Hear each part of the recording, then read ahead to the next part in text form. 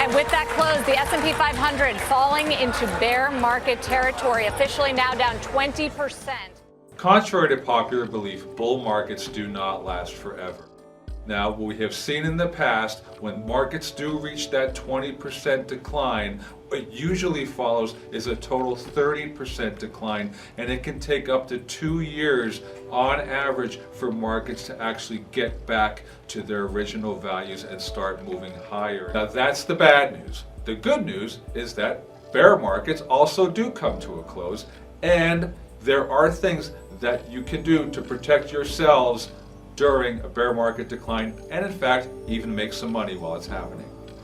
Now, the most important thing, lesson number 1, is do not panic.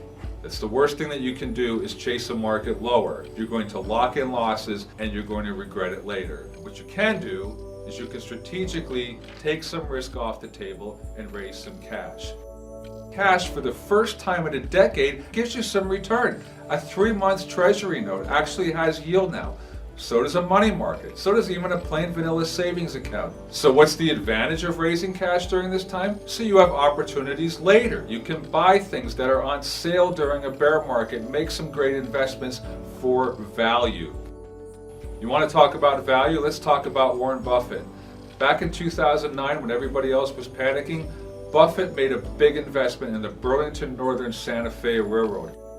And I just basically believe this country, will prosper, and you'll have more people moving more goods 10 and 20 and 30 years from now, and the rail should benefit. But it's a bet on the country, basically. He believed in America back then, and he also believed that the bear market was going to end, and when it did end, there was going to be a bounce back and an opportunity to make money. That bet played out into one of the best bets of Warren Buffett's career. He has made a ton of money on that over the past decade. Buffett's philosophy can be summed up in just looking for value during bad times and trusting that things are going to turn back around again. Remember what Buffett says: be greedy when others are fearful, and fearful when others are greedy.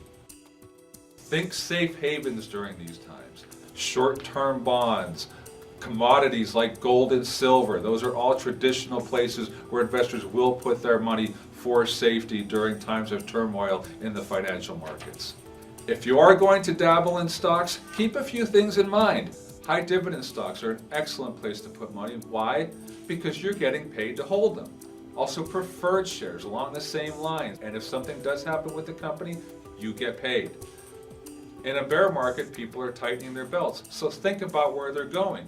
They're going to discount stores. They're going to Walmart. They're going to Dollar General. Back during the crisis, while the rest of the market was falling apart, Walmart held its value. Why? That's where people were shopping during that downtime, and investors were rewarded for it. Real estate also can be a solid investment during these times. Yes, prices can go down, but they've shown to be less volatile over time. Also, it's nice to know that even if it's not appreciating in value, you can actually live there.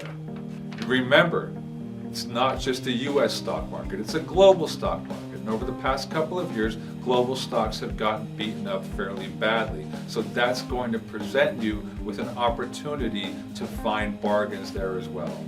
No one knows how long a bear market can last or how strong it can get, but there are ways for you as an investor to make your way through it.